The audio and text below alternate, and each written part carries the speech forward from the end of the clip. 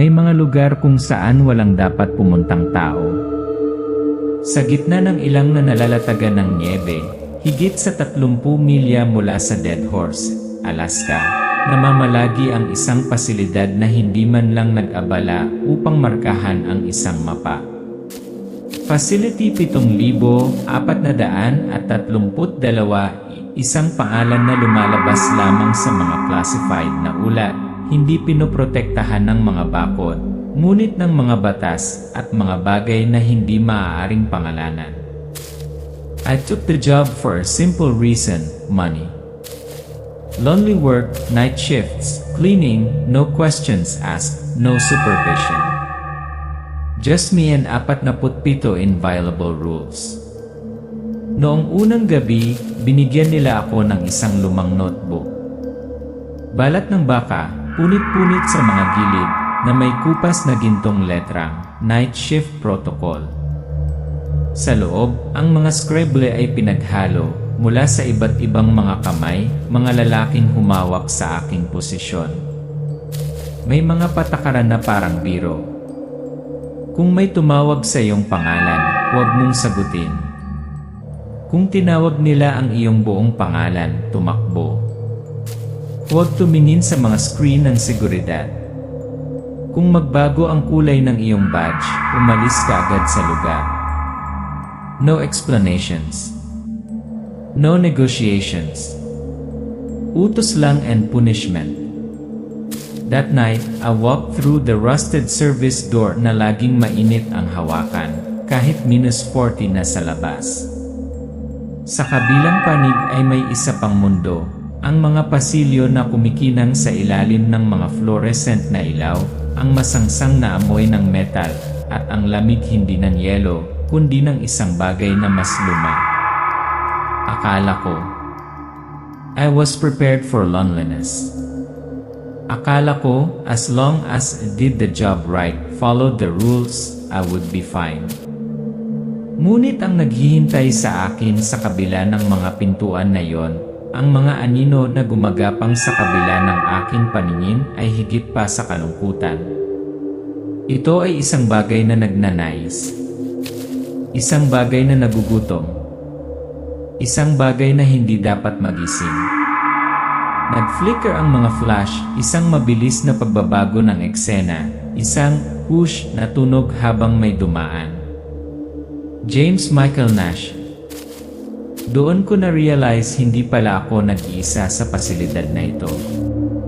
Kung inalok ka ng trabahong janitor sa gabi sa Alaska, basahin ang mga patakaran o mamatay. Kung inalok ka ng trabahong janitor sa gabi sa Alaska, basahin ng mabuti Benji Lee tuntunin. Sa dulo ng mundo, sa gitna ng isang walang pangalan na nagyelo na lupain, natagpuan ko ang aking huling trabaho. Isang simpleng trabaho, night shift, paglilinis. Walang katrabaho, walang customer, walang interference. Sundin lang ang 47 rules. Sounds easier than it works. Si James, ang pangunahing tauhan, bumulong sa kanyang sarili. Ang kanyang boses ay nabasag ng lamig. -40 degrees Celsius at nagtutulak ako sa bukana ng impyerno. Facility 7,432, mahigit 30 milya mula sa Dead Horse. Wala sa mapa, wala sa iya. Umiiral lang sa pabulong. Huminto ang sasakyan.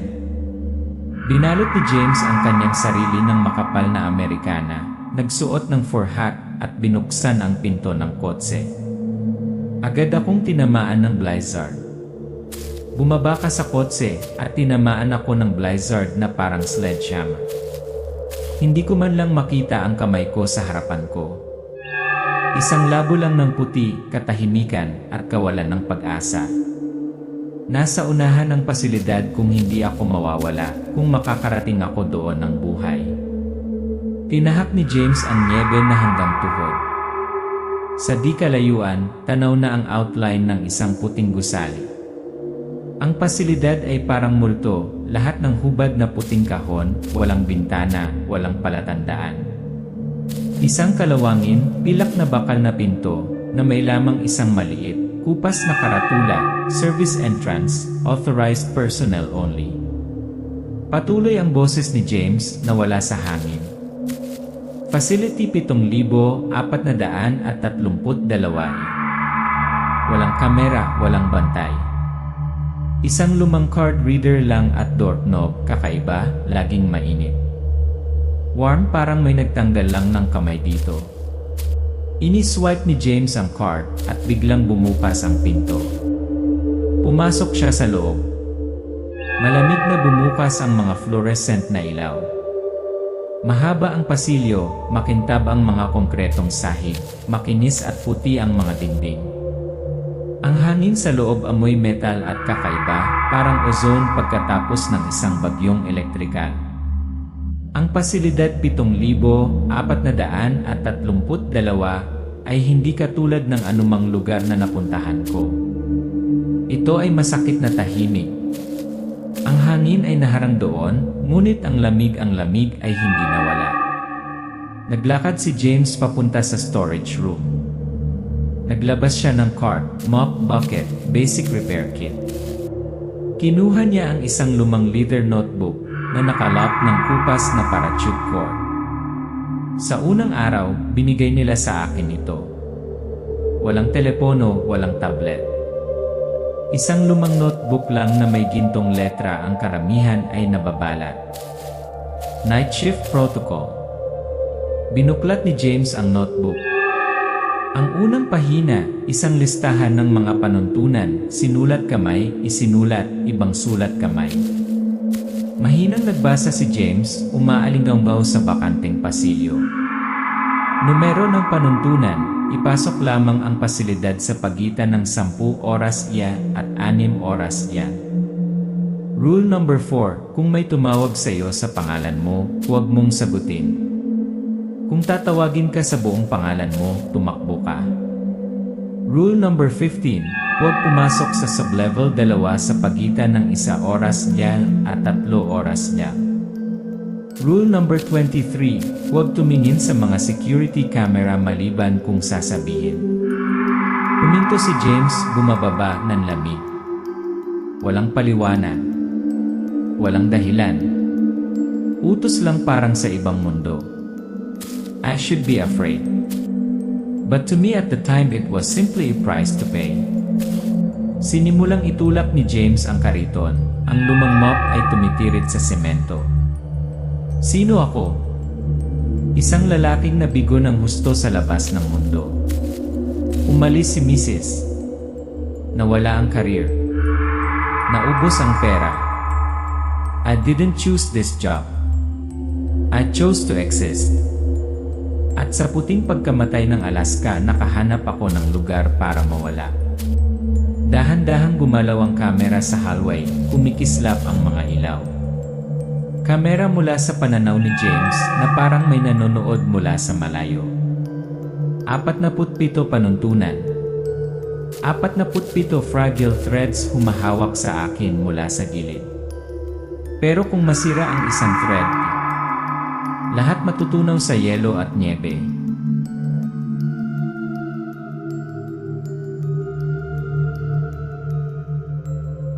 Iyan ni tuntunin ng dula ng araw. Mahaba at malamig ang hallway. Mababa ang kamera, tanging ang mga yabag lang ni James ang bumagsak sa sementadong sahig. 6 na buwan na ang lumipas. Akala ko natutunan kong tanggapin ang mga kakaibang alituntunin ng lugar na ito. Ngunit pagkatapos, unti-unti, nagsimula ang pasilidad nag-uusap.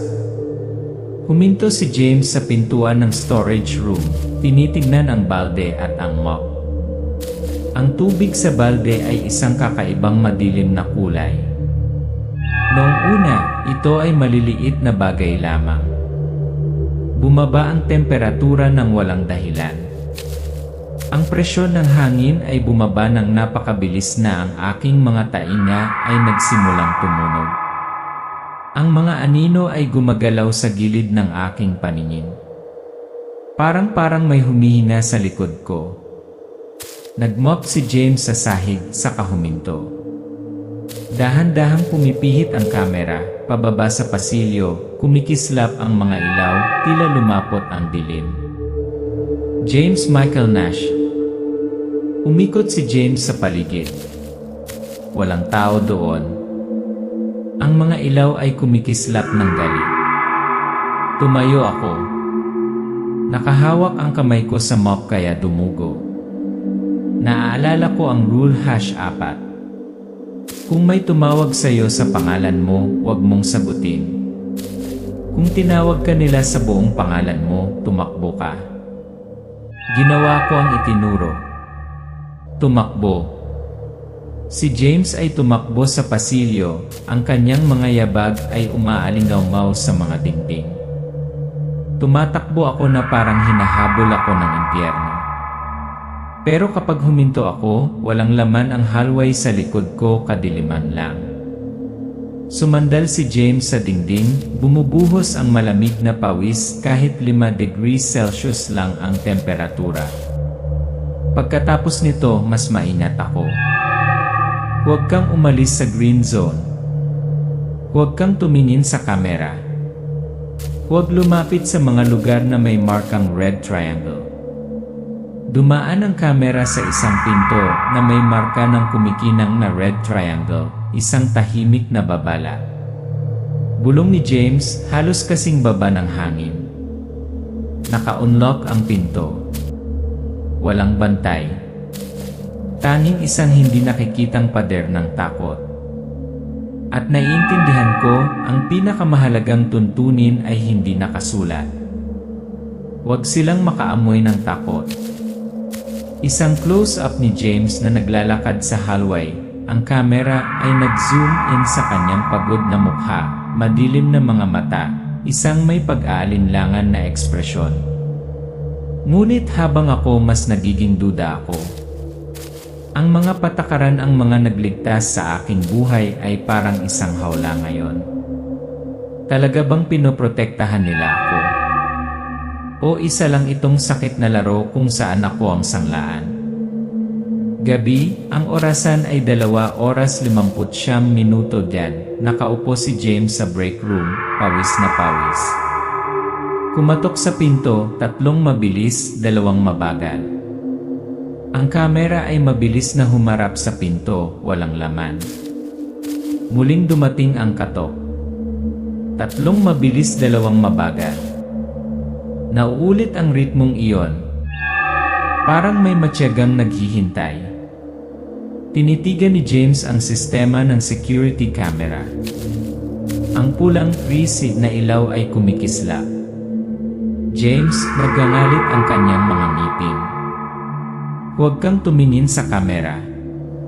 Rule number 23. Pero mayong gabi gusto kong malaman ang totoo. 3 oras yan, binuksan ni James ang monitor ng kamera. Naging itim ang screen ng ilang segundo, pagkatapos ay ipinakita ang pasilyo. Kamera sa screen, isang figura ang nakatayo na nakatalikod sa kamera, hindi gumagalaw sa gitna ng bakanteng pasilyo. Noong una figure lang. Hindi gumagalaw. Hindi humihinga. Pero nung tinignan kong mabuti, nagsimula itong lumingon. Nayanig ang screen at dahan-dahang lumingon ang figura, ang mukha nito blanco, walang mata, walang bibig. Naiinis ang boses ni James. Walang mata, walang bibig pero alam kong nakatingin ito sa akin. Kaluskos ang monitor camera. Naging itim ang screen. Sinarado ni James ang screen, humihinga. That night, naintindihan ko. Ang mga patakaran ay hindi lamang para protektahan ako. Sila ay mga tanikala.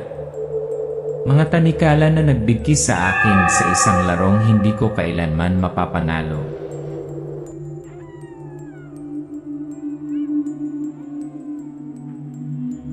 Pursuit ad puti. Gabi, madilim ang pasilidad. Nakapan ang kamera mula sa likuran ni James. tahimik siyang naglalakad sa isang mahaba at madilim na pasilyo. Noong gabing iyon, nilabag ko ang mga patakaran. At dumating sila para sa akin. Naglalakad si James patungo sa Central Hub. Ang mga ilaw ay kumikislap, ang electrical system ay hindi gumagana. Tumigil siya sandali. Kameray, isang figura ang nakatayo sa dulo ng hallway, Emerson, maputla, hindi kumukurap. Bulong ni James, nanlamig ang kanyang gulugod. Emerson. Pero hindi siya. Hindi ito gumawa ng tunog. Walang yabag, walang paghinga. Mata lang, blanko, walang buhay. Si AI ang peking Emerson ay naglalakad patungo kay James, dahan-dahan, walang tunog. Emerson, sira, mga layer ng tunog na magkakaugnay. James Michael Nash. Oras na. Nataranta si James, tumalikod at tumakbo. Isang panuntunan na lang ang natitira, tumakbo o mamatay. Tumatakbo si James sa hallway, nilalamon siya ng dilim. Malamlamang mga ilaw sa mga hilera. Huwag kang lilingon. Huwag kang tumigil. Huwag kang humina ng malalim. Nararamdaman nila ito. Nagmamadaling pumunta si James sa pintuan ng serbisyo. Itinulak ng malakas, bumukas ang pinto, umuungol ang bagyo. Sumugod si James sa blizzard. Ang langit ay puti, ang bagyo ay mabangis, ang temperatura ay -40 degree. Napabuntong hinina si James. Walang coat. Isang manipis na patong lang ng uniforme. Ang aking balat ay pumuputok, ang aking dugo ay nagyelo sa sandaling ito ay dumampi sa hangin. Sa bagyo ng nyebe, sa malayo, gumagalaw na mga figura, baluktot, malabong mga hugis, nakahawig ng mga taong kilala ni James. Nanginginig si James. Sila ay mga ipokrito. Yung mga mukha nila mga pamilyar na mukha. Ngunit ang kanilang mga mata ay walang laman. Wala ng tao sa loob. Tumakbo ng malakas si James sa nyebe. Sa sobrang lakas ng ihip ng hangin ay nahulog siya sa mukha. Tumakbo ako hanggang sa hindi ko na maramdaman ang mga paa ko. Hanggang sa ang lahat sa harap ko ay isang nakabulag na puti. At saka nakita ko. Isang silungan, isang maliit na silungan ang nagbabadya sa bagyo ng nyebe. James sa kanlungan, basang-basa, nanginginig. Hinanap niya ang pinanggagalingan ng ilaw. Bumukas ang flashlight, ang mahinang dilaw na ilaw ang nagpapaliwanag sa lumang interior. Paos ang boses ni James. Apurahan ang tirahan. Walang palatandaan ng panghihimasok.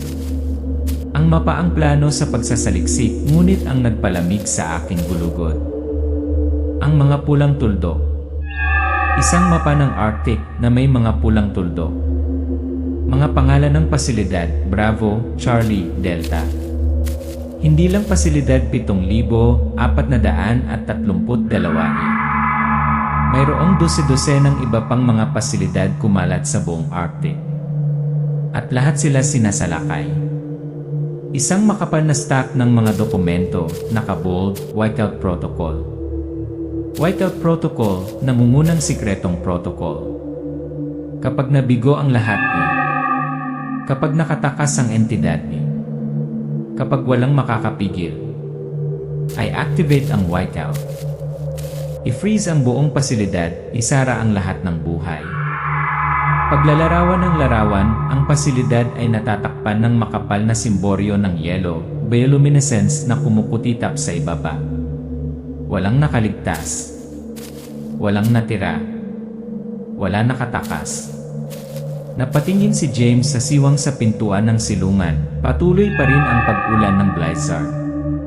Sa di kalayuan, dahan-dahang lumapit sa kanlungan ang silhouette ng entity ni Emerson. Nakatakas ako sa pasilidad. Ngunit maaari ko bang takasan sila? Hinigpitan ni James ang hawak sa lumang pistola na kinuha niya mula sa kanlungan. Isang bala. Isang pagkakataon.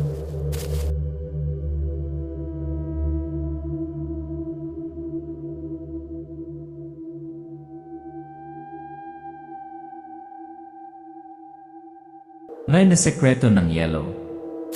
Puti ang eksena, lumilipad ang niebe kung saan-saan.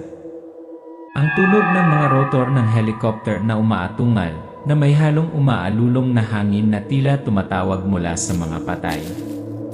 Hindi ko alam kung gaano ako katagal na wala ng malay. Ang naaalala ko lang noong nagising ako ay ang tunog ng mga rotor. Lumapag ang helicopter malapit sa shelter.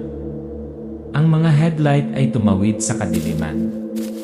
Tauhan, mga espesyal na lakas, itim na baluti, mga maskarang hindi tinatablan ng malamig, modernong mga sandata.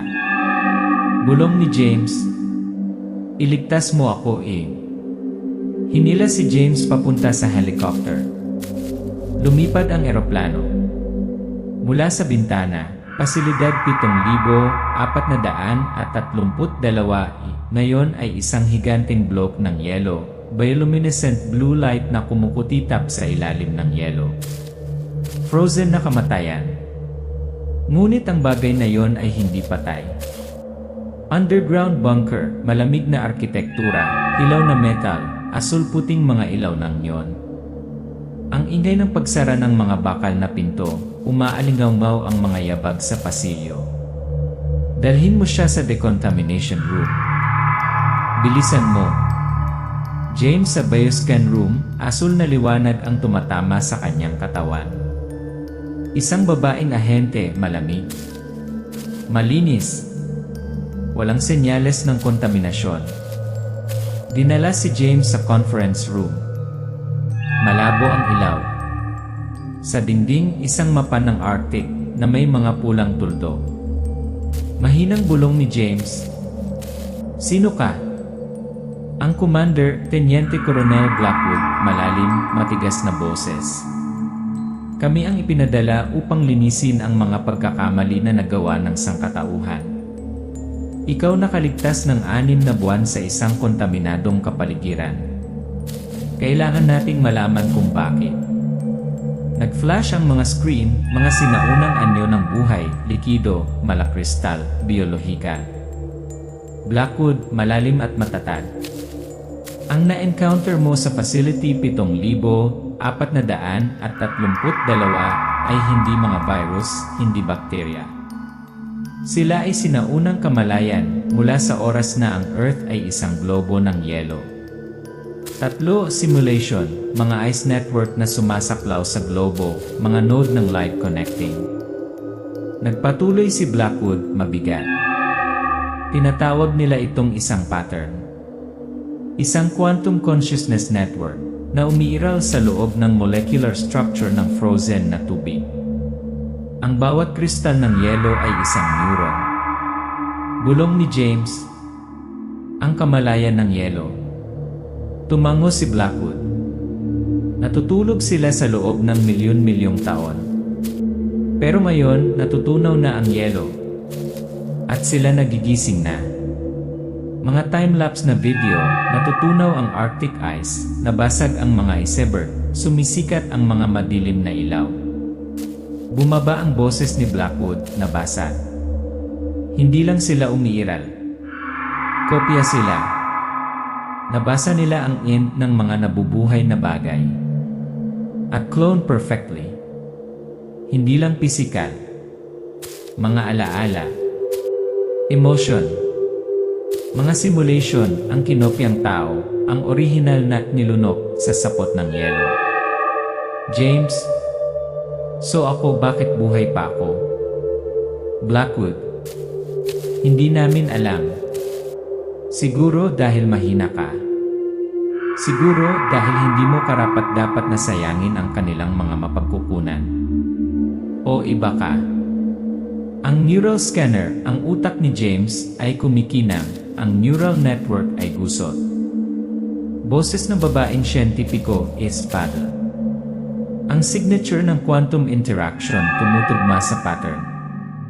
Pero hindi ka assimilated. Bumaba ang boses ni Blackwood na parang naghuhusga. Kailangan ka namin. Or rather kung ano-ano yung dinadala mo sa utak mo. Tahimik na nakaupo si James, ang liwanag ay naglalagay ng mahahabang anino sa malamig na konkretong pader. I'm just a failure. Isang tagapaglinis ng sahig. Pero sa mata nila ako ang susi. Ang susi sa pagtatatak sa mga sinaunang Diyos na kagigising pa lang. Nakatingin si James sa glass door. Sa labas ay isang walang katapusang snowy desert. Isang malabong asul na liwanag na kumukutitap sa ilalim ng yelo. Hindi sila patay. Nagbibigay lang sila ng oras. At isang araw kapag natunaw ang yelo, ang mga tao ay isang party lang.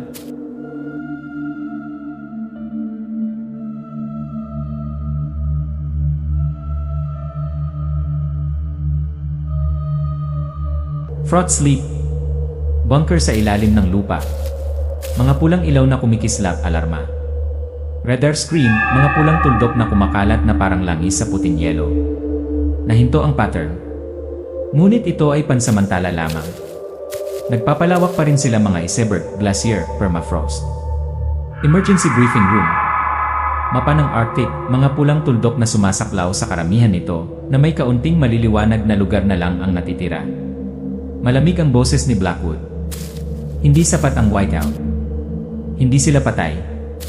Nag-adapt lang sila. Ace Padle, babaeng siyentipiko. Isa lang ang pagpipilian natin. Paradox virus. Simulation ng virus, quantum interference, nakakagambala sa network ng mga koneksyon ng pattern. Bumaling si Paddle kay James, namumula ang mga mata.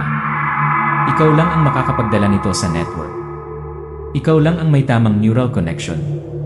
James, nasasakal. Ako ang host. Ako ang tulay. At ako dapat mamatay. Nakatayo si James sa injection chamber. Ang tingga ay ipinasok sa kanyang templo.